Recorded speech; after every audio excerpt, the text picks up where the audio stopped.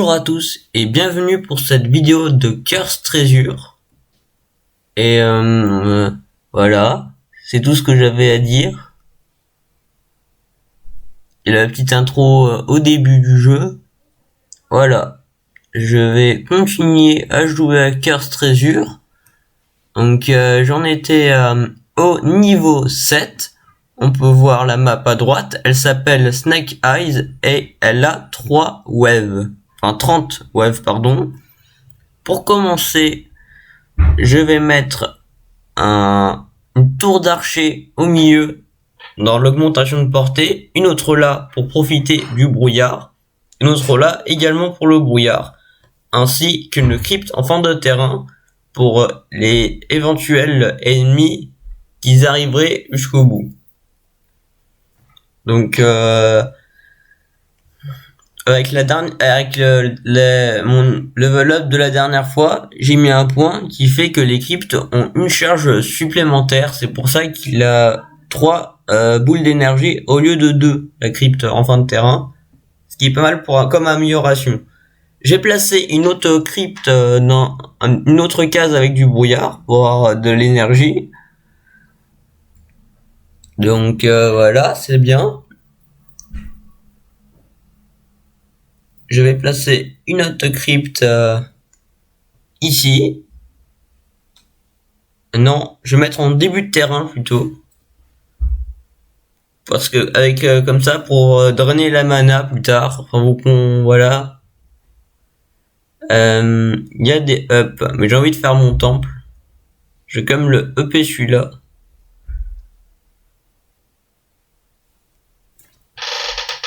Voilà, c'est fait. Et donc je vais, comme je vois il y a un ninja après, dans la prochaine vague je vais mettre un temple au début, parce que comme le temple a un fire rate hyper élevé, il me permet de dévoiler les ninjas hyper vite. Voilà, comme ça dès le début du terrain le ninja est invisible, et donc rapidement et l'invisibilité est levée. Voilà.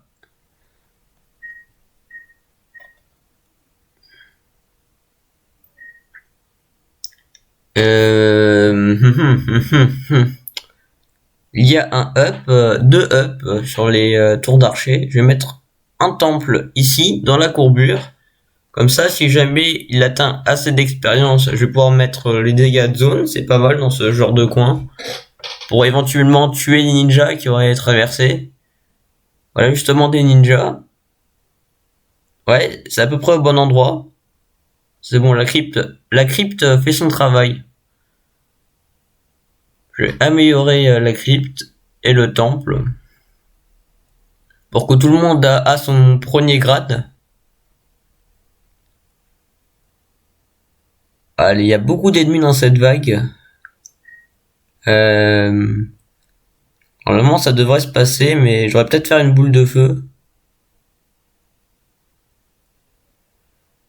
Je vais mettre un temple là en fin de terrain pour avoir plus de défense pour les ninjas, un boss ninja.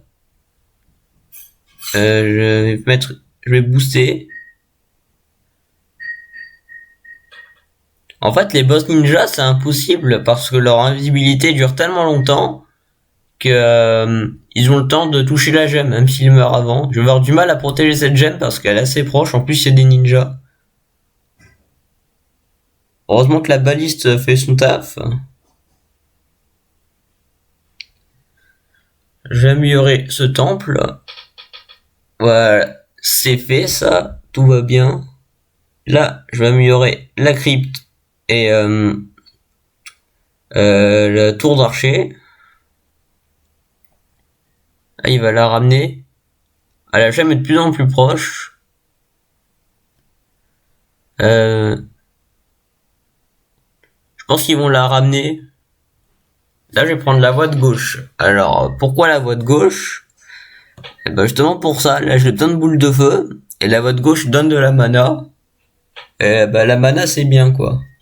En fait, ça draine la mana aux ennemis. Et c'est assez fort comme truc, finalement. Donc là, j'ai pris l'autre voie avec le temple, pas les dégâts de zone, parce que s'il est là, c'est principalement pour dévoiler les ninjas. Il peut pas le faire avec les dégâts de zone. Voilà, c'est pour ça. En plus, il est dans la portée de la crypte et de la baliste. C'est vrai que les ennemis affaiblis sont touchés, ce qui est pas mal. Alors contrairement, en bas, je vais mettre l'autre voie qui permet de faire peur aux ennemis, qui est excellent pour les ennemis qui arriveront jusqu'à là. Comme ça, les ennemis effrayés vont reculer plus haut dans le terrain vers la zone où il y a le temple qui débuffe avec la baliste. Voilà. Et c'est ça qui est, je pense que c'est pas mal comme composition. Alors, il y a les pirates là, je les aime pas. J'ai l'impression qu'ils ont une armure très élevée parce qu'ils prennent pas beaucoup de dégâts comparé aux autres.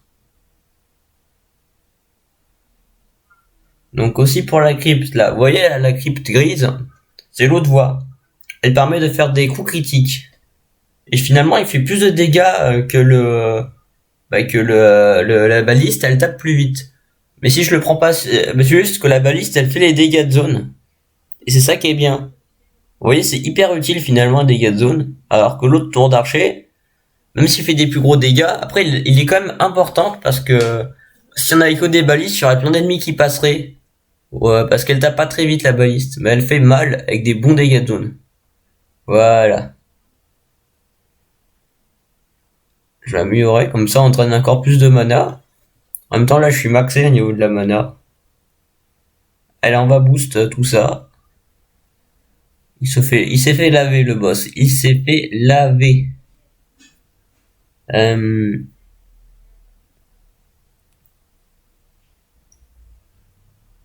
J'ai pas grand chose à dire là pour le moment. J'améliore le temple, voilà. Je pense pas qu'il y aura le temps de le mettre en dégâts de zone le temple. Ah, il faudrait que un niveau avec plus de vagues, plus de wave.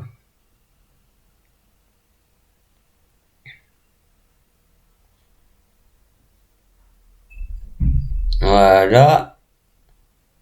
C'est bien, je commence à avoir des tours qui ont pas mal de niveaux.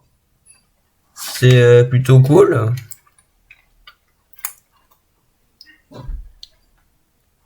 J'aimerais bien avoir une tour maxée, mais c'est vachement long avoir une tour maxée.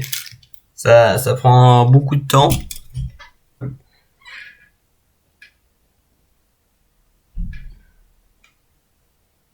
Parce que après les 3 étoiles argentées, c'est pas fini.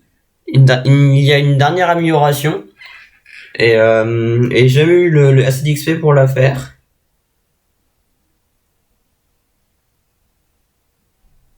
Alors,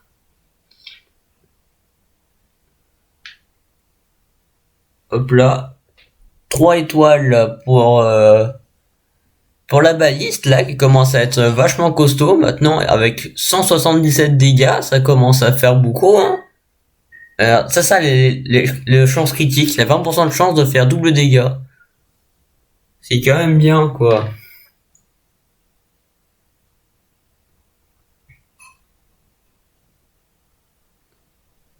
Non, j'ai pas besoin de mes boules de feu. C'est juste que maintenant j'ai plein d'énergie à cause de l'autre là. Et j'en ai pas vraiment besoin là. Hop là, un up.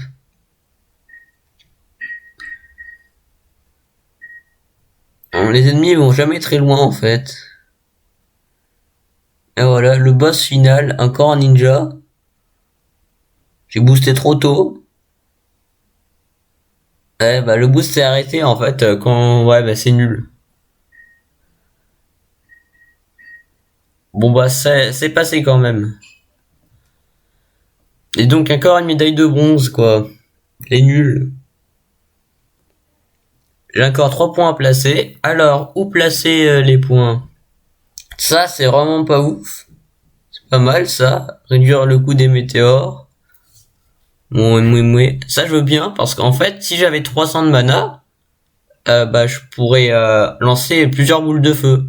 Ça, c'est bien pour avoir une gemme de plus. Et je pense au dernier point, je vais réduire le coût des météores. Voilà. Comme ça, je pourrais en lancer 2 d'un filet, comme ça, bam bam, facilement. Et voilà. Et donc, merci d'avoir regardé cette vidéo. N'hésite pas à la commenter, à la liker. Et surtout, abonne-toi à ma chaîne et à plus tard pour de nouvelles vidéos.